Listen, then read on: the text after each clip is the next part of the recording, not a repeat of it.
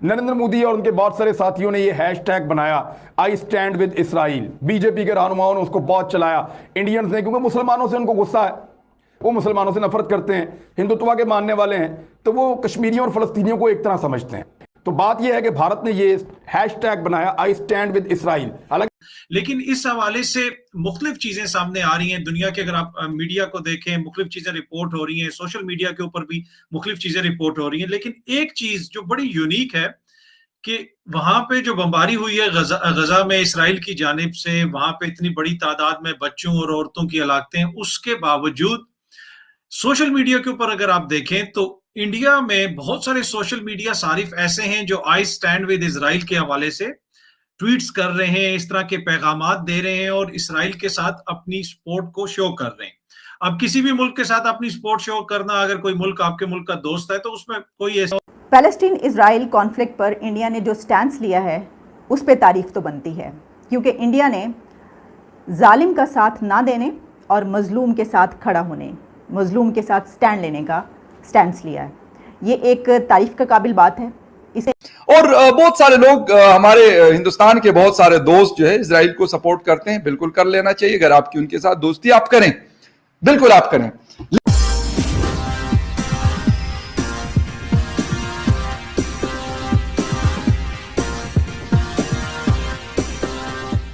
अच्छा सुमित भाई, ये बताइएगा कि आज आपसे जो बात करनी है वो ये है कि पिछले कुछ अरसे में हमने देखा है कि ये जब फलस्तीन और इसराइल के मामलात को लेके, वैसे तो इसराइल के और इंडिया के बहुत अच्छे ताल्लुकात हैं, लेकिन रिसेंटली एक इसराइल के वजीर आजम ने ट्वीट की जहां पर उन्होंने 25 ममालिक के फ्लैग लगा दिए और भारत का फ्लैग नहीं लगाया, और भारत के जो लोग हैं वो बीच में नेतन्याहू साहब को मैसेज कर रहे हैं, हम भी आपके साथ हैं, हम भी आपके साथ हैं।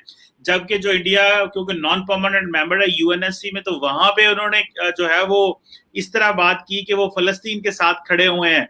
तो ऐसे लग रहा है जैसे मुआशरा जो है वो तकसीम है, सरकार किसी हद तक फलस्तीन के साथ खड़ी हो नजर आ रही है और जो अवाम है वो इसराइली हुकूमत के साथ खड़ी हुई है। तो जरा काइंडली ये बताइए कि देखिए चीमा साहब, सबसे पहले तो आपने बहुत बेहतरीन सवाल पूछा और बहुत बढ़िया सवाल है ये। हुआ क्या है, देखिए, जो 25 फ्लैग लगाए तो एक ट्विटर में एक जगह होती है, अब कितने फ्लैग लगाए नहीं लगाए। अगर आप कल मिनिस्ट्री ऑफ एक्सटर्नल अफेयर्स के जो स्पोक्स पर्सन थे, उन्होंने एक इंडियन चैनल को इंटरव्यू दिया, कोट अनकोट कह रहा हूं, उसने कहा इंडिया हैज सपोर्टेड इजराइल।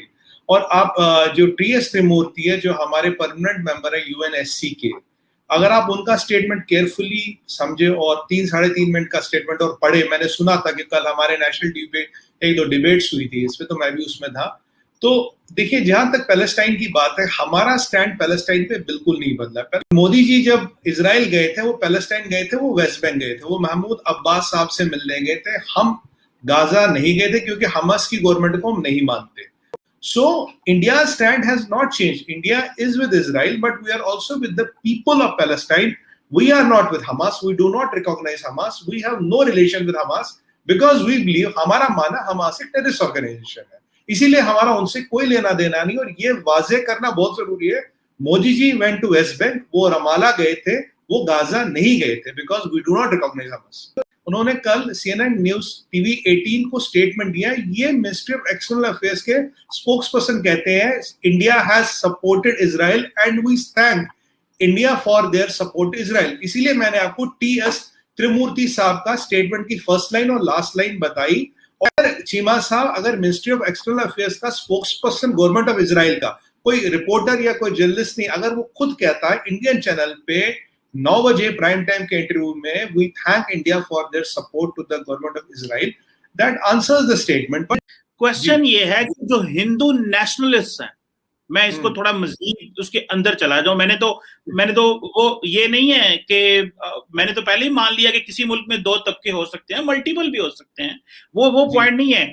लेकिन ये एक तासुर आ रहा है कि जिस तरह इंटरनेशनल प्रेस ने इसको बड़ा कवर किया है कि ये जो हिंदू नेशनलिस्ट हैं they are supporting Jews और Jewish state और इसराइल just because कि वो एक जो मुसलमानों की नफरत के हवाले से, जैसे कंगना रनौल्ड ने भी जो स्टेटमेंट्स दी और जो जिस तरह की उन्होंने बातें की. So how do you see this कि ये प्रिज्म है इंडिया के अंदर कि हिंदू नेशनलिस्ट, जैसे कि मिसाल के तौर पे मैं बहुत सारे इंडिया के लोगों को देख रहा था जो ये कह रहे थे कि देखें इसराइल ने एसोसिएटेड प्रेस और अल जजीरा की बिल्डिंग्स गिरा दी और उनको परवाह तक नहीं है और हमारी सरकार जो है वो डरती रहती है मीडिया से. सो ये जो सेंटिमेंट्स थे मैं इनकी बात कर रहा हूं. How do you see this sentiments in India? देखिए चीमा साहब, डेमोक्रेसी में हर एक को अपना इत्तेफाक राय या इजहार राय करने का पूरा हक है. अब कंगना रनौत जी क्या कहती वो जाने, क्योंकि मैं उनके बारे में कुछ बोल नहीं पाऊंगा. उनका थॉट प्रोसेस क्या है. मैं आपके चैनल पे बोल रहा हूँ, मैं आपके एक और साथी उनके चैनल पे बोल चुका हूँ, अपने नेशनल टीवी पे बोल रहा हूँ. देखिए ऐसा हिंदू मुस्लिम वगैरह वाला कोई झगड़ा नहीं. इजराइल हमारा दोस्त था, हमारी हमेशा उसने हेल्प की, अभी भी इजराइल ने हमारी हेल्प की है. पर काफी हमस के लीडरों के वीडियो दिखाए गए, रिलीज किए गए, वो कह रहे भाई जीव को पकड़ के ऐसे काट दो चाकू से, ऐसे गर्दन काट दो, हम इजराइल को नेस्त नाबूद करेंगे, एक एक जीव को मारना हमारा सवाब है. ये हमस की भाषा है, हम उसको सपोर्ट नहीं करते. हमने ये जो हमस की जो एक्सट्रीम लैंग्वेज है, जो कहते हैं भाई तुम्हें हम नेस्त नाबूद करेंगे, तुम एग्जिस्ट ही नहीं करते, तुम्हें मारना हमारा सवाब है, we oppose that ideology. It is not about Muslims and it is not about Muslims and Jews. इससे बड़ा प्रूफ क्या हो. और अगेन मैं बोलता हूँ चीमा साहब, मैं भी हिंदू हूं, मेरे को भी दर्द होता है. पैलेस्तीन में अगर एक बच्चा मरेगा मुझे भी दर्द होगा, अगर इजराइल में मरेगा मुझे तब भी दर्द होगा. मुझे बताइए लोग मरे क्यों?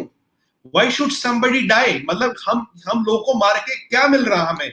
इस सब को रोकना होगा और इसकी जिम्मेदारी हमस में वो ये तमाशा रोके. 15 साल से बताइए वेस्ट बैंक पीसफुल है ना, क्योंकि वहां एक सीजन पॉलिटिशियन चला रहे, वो एक रूस को एक एग्रीमेंट को मानते हैं. यहाँ प्रॉब्लम क्या है? यहाँ इन लोगों की दुकानी टेररिज्म पे चलती है, इनका रवैया है आतंकवाद का. मुझे बताइए चीमा साहब, आप एनालिस्ट है, आप जानते हैं आयरन ड्रोम 99.5% प्रोजेक्टाइल्स को रोकता है. 3000 मिसाइल डाली है इन्होंने. अगर आयरन ड्रोम ना हो, मान लीजिए आयरन ड्रोम नहीं है इजराइल के पास, ये 3000 मिसाइल अगर इजराइल पे गिरे तो इजराइल तो खत्म ही हो जाएगा. मुझे बताइए लास्ट टाइम हमस ने कहा था, नहीं कहा था हम कभी मिसाइल अटैक नहीं करेंगे, तो 8 साल में उन्होंने 3000 मिसाइल जोड़ दिए. 17% मिसाइल चीमा साहब गाजा पे ही गिरती है, क्योंकि एमेच्योर वेपन्स है. उससे जो रिस्ट्रिक्शन होता है उसका रेस्पॉन्सिबल कौन? अगर आप हॉस्पिटलों में मिसाइल छुपाओगे, अगर आप किंडरगार्टनों में मिसाइल छुपाओगे, आप मस्जिद जैसी मुकद्दस जगहों पे मिसाइल छुपाओगे, किसने आपको इजाजत दी है? अलास्का मस्जिद, जो जिसका इस्लाम में नंबर 3 स्थान है, जहां तक मेरी जानकारी, मैं इस्लाम के बारे में लिमिटेड जानकारी रखता हूं, पर अगर आप वहां पत्थर छुपाएंगे, वहां से फायरिंग करेंगे, वहां से टल्ले खोलेंगे, तो आप चाहते क्या है? हमस को ये नहीं पता उनके पास कोई आयरन ड्रोम नहीं, हमस को ये नहीं पता कि इजराइल डिफेंस फोर्स के सामने उनकी कोई वक़्त नहीं, सिविलियन एरिया से मिसाइल फायर कर रहे हो. आप चाहते क्या? आप चाहते हो पैलेस्तीनी मरे और उसका हम खूब प्रचार प्रसार करें और दुकान चलाएं. मुझे बताइए, ये दो हाथ है, एक जगह ये गाजा है, ये वेस्ट बैंक है. वेस्ट बैंक में दिक्कत नहीं है, सारी दिक्कत गाजा में क्यों है? सर द प्रॉब्लम इज हमस. देखें, आप हमास को अगर अमेरिका, यूरोपियन यूनियन या 4 बड़े ममालिक दहशतगर्द करार दे रहे हैं, तो इसका मतलब ये नहीं है कि आप किसी की जमीन ले लें, उसके दरख्त उजाड़ दें, उसके भैंसे जो है वो मार दें, बच्चे कत्ल कर दें और वो आपको, और उसके घर को जला दें और वो आपको एक जो शुरली मार दे और छोटी सी रॉकेट मार दे और आपके जनाब के और आपके पास तो आयरन डोम भी है, सारा कुछ है, वो आगे से कुछ मार दे तो कहो जी वायलेंस वहां से हो रहा है, वायलेंस वहां से हो रहा है. वहां से क्या क्या आ रहा है और उनके पास तो कुछ ना खाने को है ना पीने को है, उनके पास तो कुछ भी नहीं है. बट हम कह रहे हैं कि भाई तुमने वो शुरली क्यों मारी, हमें मिसाइल मारने का हक है तुम्हारा, हमने हर चीज छीन ली है. सो ये एक और बहस है, ये एक और बहस है. छोटा सा जवाब दूंगा सर. जी सर, मिसाइल कहां से आए? अगर आज हमस मिसाइल रोक दे चीमा साहब, तो इजराइल के पास रिटेलिएशन का रीजन ही नहीं बचता. मैं तो यही कह रहा हूं, आप मिसाइल रोक दो, Israel has no reason for retaliation. और इजराइल की भी यही पोजीशन है, यूएस भी यही कहता है, सब ममालिक ये कहते हैं भाई आप ये मिसाइल तो रोक दो. अगर आप ये मिसाइल नहीं छोड़ेंगे, आज तक उन्होंने मिसाइल नहीं छोड़ा IDF के अंदर, कुछ नहीं हुआ. मुझे ये बताइए सर, ये वेस्ट बैंक और गाजा में आसमान जमीन का फर्क क्यों? इजराइल का रवैया वेस्ट बैंक की तरफ बहुत बढ़िया है और गाजा वेस्ट बैंक में कोई प्रॉब्लम नहीं, 15 गुना ज्यादा एरिया है. एक और फैक्ट बताऊंगा चीमा साहब, पर स्क्वायर डेंस मीटर जो इजराइल की है 500 है, डेंसिटी, गाजा की है 5,500। मुझे बताइए हमास को ये नहीं पता क्या, अगर यहाँ एक भी मिसाइल गिरेगा यहाँ नाश या तबाही ज्यादा होगी, आपकी 11 गुना डेंसिटी, आप फिर भी मिसाइलें दागे जा रहे हो। इतने सब विनाश के बाद आप फिर मिसाइलें दाग रहे हो। मुझे बताइए हमास की कोई रिस्पॉन्सिबिलिटी नहीं क्या? वो जो पैलेस्तीनी बेचारा मर रहा है उसकी जान की हिफाजत की रिस्पॉन्सिबिलिटी किसकी है? Why don't you stop missiles? आप मिसाइल रोकिए, इजराइल के पास आपको अटैक रिटेलिएट करने का रीजन ही नहीं, क्यों देते आप उनको? कर दिए तो क्या समझते हैं, कोई इसराइल इंडिया के ताल्लुकात मेंटेन रहेंगे या आके जो है वो खराब होने का खदशा है कोई इससे? और इजराइल और जो हमारे रिलेशन है चीमा साहब, ये तो 1948 से शुरू हुए, चाहे डिप्लोमेटिक ताल्लुकात बहुत बाद में हुए, पर टैसिट सपोर्ट, टेक्निकल सपोर्ट, आपको याद है कारगिल वॉर में इजराइल ने सपोर्ट किया था, उससे पहले किया था, आपने ऑपरेशन जबराल्टार सुना होगा, आपने मोर्शिद दयान आए थे बॉम्बे वो सुनाया होगा। तो ये जो एक दोस्ती है, जो भाईचारा है, ये बियॉन्ड ऑप्टिक्स और सिमेंटिक्स है। इंडिया हमेशा इजराइल के साथ खड़ा है, इजराइल हमेशा इंडिया के साथ खड़ा है।